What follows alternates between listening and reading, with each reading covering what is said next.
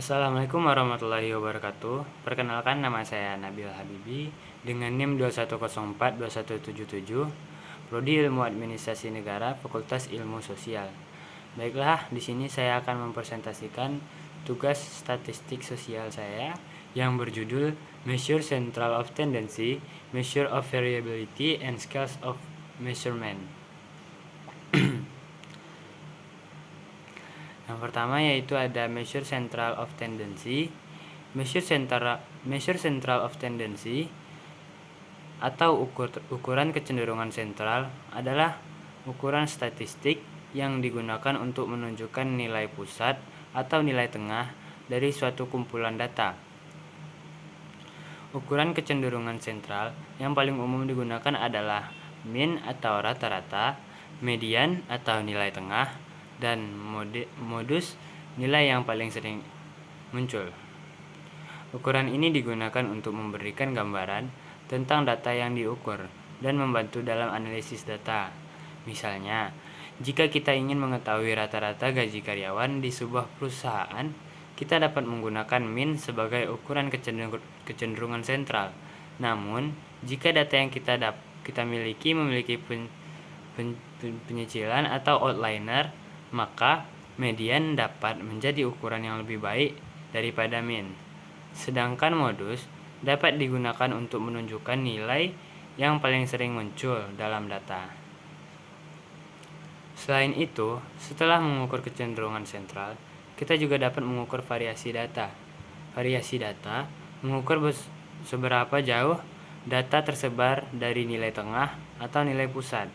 Beberapa ukuran variasi data yang umum digunakan adalah range, interquartile range atau RQR, mean, absolute deviation, median absolute deviation, variance, dan standard deviation.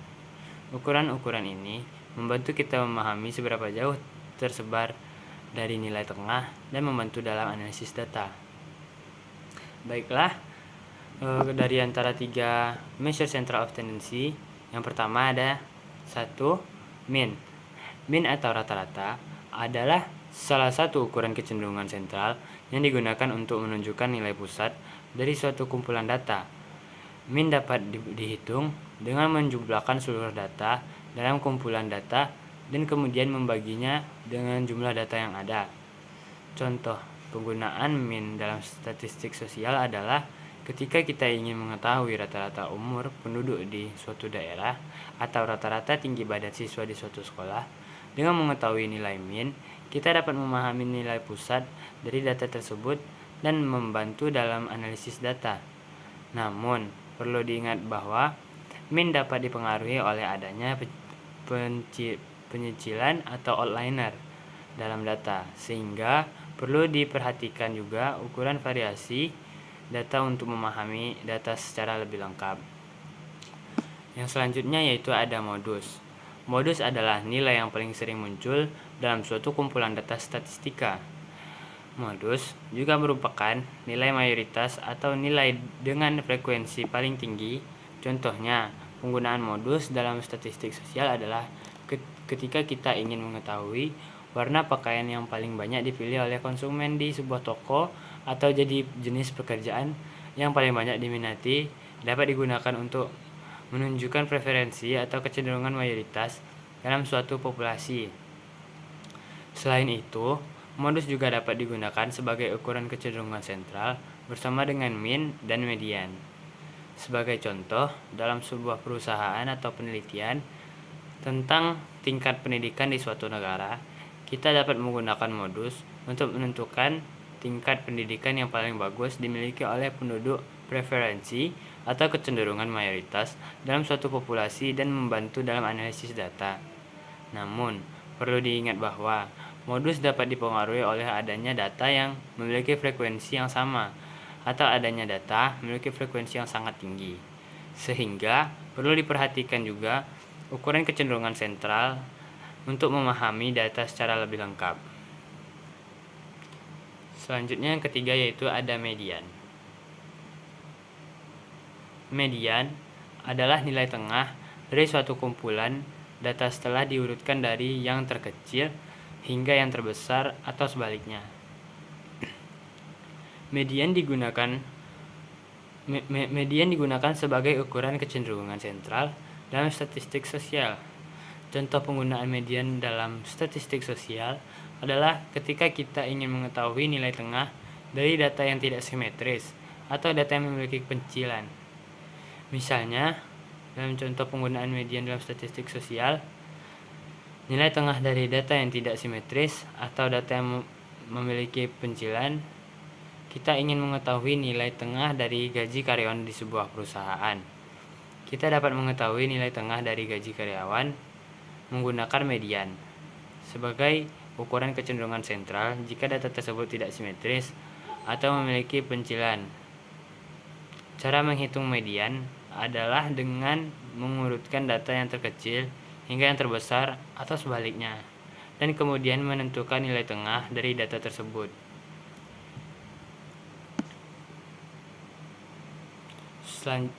Untuk materi selanjutnya yaitu ada measure of variability. Measure of variability atau pengukuran variasi adalah suatu pengukuran yang digunakan untuk mempresentasikan seberapa jauh data tersebar dari nilai rata-rata dalam suatu distribusi. Pengukuran ini menggambarkan seberapa jauh titik data berjarak satu sama lain dari pusat distribusi. Ada 4 pengukuran variasi yang umum digunakan, yaitu rentang atau range, atau rentang kuartil atau interkuartil range. Selanjutnya ada variasi dan simpangan baku atau standard deviation. Pengukuran variasi yang terbaik tergantung pada tingkat pengukuran dan distribusi data. Untuk data yang diukir pada tingkat ordinal, rentang dan rentang interkuartil adalah satu-satunya pengukuran variasi yang sesuai, sedangkan untuk tingkat interval dan rasio yang lebih kompleks yaitu simpangan baku dan varians juga dapat digunakan. Baiklah, untuk macam-macam dari measure of variability, yang pertama kita masuk ke range.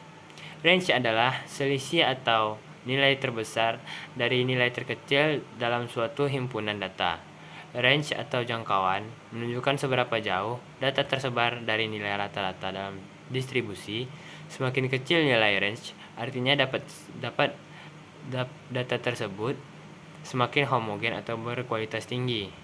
Contohnya dalam perhitungan data ujian akhir mata kuliah statistika mahasiswa, yaitu ada 70, 7269, 6754, 60. Nah, yang diambil dari nilai tengahnya yaitu range yang diambil dari range-nya yaitu 26. Selanjutnya ada variasi. Variasi atau dispersi adalah ukuran statistik yang digunakan untuk mengetahui seberapa jauh data tersebar dari nilai rata-rata dalam suatu distribusi. Variasi menggambarkan seberapa jauh titik data berjarak satu sama lain dan dari pusat distribusi. Contohnya dalam ukuran variasi antara lain range, simpangan baku, simpangan rata-rata, dan varians. Berikut adalah contoh perhitungan varians dari suatu data. Jika contoh lain, jika memiliki siswa memiliki nilai ujian yaitu antara 70, 72, 69, 67, 54, 60, 49, 75, 39, dan 63, maka varians dari data tersebut adalah 98,99. Selanjutnya ada deviasi standar atau standard deviation. Standar deviasi atau simpangan baku adalah ukuran statistik yang digunakan untuk menentukan seberapa jauh data tersebar dari nilai rata-rata dalam suatu distribusi. Standar deviasi menggambarkan besarnya variasi yang penyebaran data pada suatu sampel dan melihat seberapa dekat data-data tersebut dengan nilai min. Standar deviasi adalah nilai akar kuadrat dari suatu varians di mana digunakan untuk menilai rata-rata atau yang diharapkan. Contoh perhitungan standar deviasi dari suatu data yaitu sebagai berikut.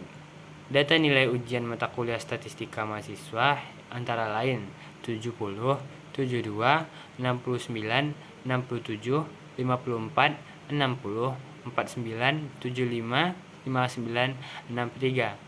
Lalu standar deviasi dari data tersebut dapat dihitungkan dengan rumus, dan sehingga standar deviasi dari data tersebut yaitu 9,95. Selanjutnya ada scales of measurement. Scale of measurement atau skala pengukuran adalah sistem atau cara untuk mengklasifikasikan dan mengkategorikan data berdasarkan sifat atau karakteristiknya. Skala pengukuran membantu kita memahami tingkat akurasi dan kompleksitas data yang dihadapi, serta jenis operasi statistik yang dapat digunakan pada data tersebut. Bagian dari scale of measurement yaitu yang pertama ada satu nominal atau skala nominal. Ini adalah skala yang paling sederhana. Data dalam skala nominal dikelompokkan ke dalam kategori atau label yang tidak memiliki urutan peringkat tertentu. Karakteristiknya, yang A dapat digunakan pada data kualitatif. Selanjutnya, data dikelompokkan ke dalam kategori atau label. Yang ketiga, tidak ada urutan atau peringkat yang signifikan antara kategori. Yang keempat, operasi yang dapat digunakan hanya pembagian berdasarkan kategori atau mode. Contoh termasuk jenis kelamin pria atau wanita, warna, contohnya warna biru, merah, dan hijau, atau jenis kendaraan, seperti mobil, sepeda, atau bus. Yang kedua ada ordinal atau skala ordinal. Pada skala ordinal, data dapat dikelompokkan menjadi kategori dengan urutan atau peringkat, tetapi selisih antara nilai tidak memiliki makna. Karakteristik yang pertama yaitu digunakan pada data kualitatif atau kuantitatif, data memiliki urutan atau peringkat yang jelas.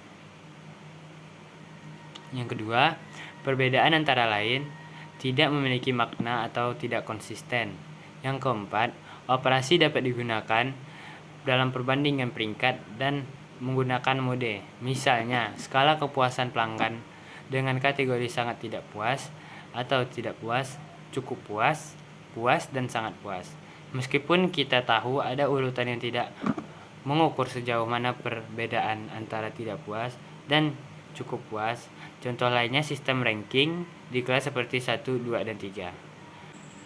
Selanjutnya, yang ketiga yaitu ada interval atau skala interval.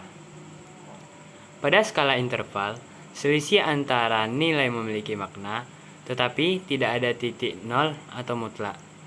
Nilai 0 dalam skala ini hanya merupakan titik referensi dan tidak menunjukkan ketiadaan. Karakteristik dari interval atau skala interval antara lain. Yang pertama, data memiliki urutan yang jelas dan selisih antara nilai memiliki makna. Yang B, tidak ada titik nol mutlak dan nilai 0 hanya merupakan titik referensi. Kemudian yang C, dapat digunakan termasuk penjumlahan, pengurangan, dan menghitung rata. Contoh dari skala interval yaitu yang pertama skala suhu dalam Celsius atau Fahrenheit. Perbedaan antara 20 derajat Celcius dan 30 derajat Celcius sama dengan perbedaan antara 30 derajat Celcius dan 40 derajat Celcius. Tetapi tidak ada nol mutlak di masa suhu benar-benar tidak ada. Selanjutnya, yang kedua yaitu skala IQ. Nilai IQ diperoleh dari kecerdasan dan mengukur perbedaan dalam tingkat kecerdasan seseorang. Namun, tidak ada nilai nol mutlak dalam skala ini. Nilai IQ 0 bukan berarti kecerdasan yang tidak ada, tetapi hanya tidak menjadi titik referensi dalam distribusi IQ. Yang ketiga yaitu skala waktu atau jam. Skala waktu dalam jam juga dapat dianggap sebagai skala interval. Perbedaan 1 jam antara jam 2 dan jam 3 adalah sama dengan perbedaan antara 1 jam 8 dan 9. Namun, tidak ada titik nol mutlak dalam pengukuran waktu, seperti 0 atau 00.00, hanya merupakan titik awal dalam suatu hari. Yang keempat, yaitu ada skala nilai tes. Contoh dari skalanya nilai ujian. Skala nilai tes, seperti skala 0 sampai 100, pada ujian atau tugas adalah skala interval. Perbedaan 10 poin antara nilai 60 dan 70 sama dengan perbedaan antara nilai 70 dan 80. Namun, nilai 0 dalam skala ini tidak mengindikasikan ketiadaan pengetahuan atau keterampilan, itu hanya titik referensi. Dan yang terakhir yaitu skala rasio.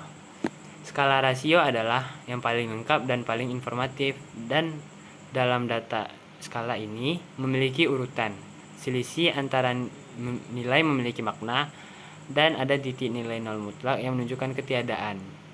Karakteristiknya, data memiliki urutan selisih antara nilai memiliki makna dan terdapat titik nol mutlak yang menunjukkan ketiadaan. Yang B, operasi yang dapat digunakan mencakup semua operasi aritmatika. Skala rasio adalah skala yang paling kuat dalam statistik karena memungkinkan untuk melakukan semua jenis operasi matematika. Contoh dari skala rasio termasuk tinggi badan, berat badan, usia, jarak tempuh, dan pendapatan. Sekian presentasi saya, lebih dan kurang saya mohon maaf. Assalamualaikum warahmatullahi wabarakatuh.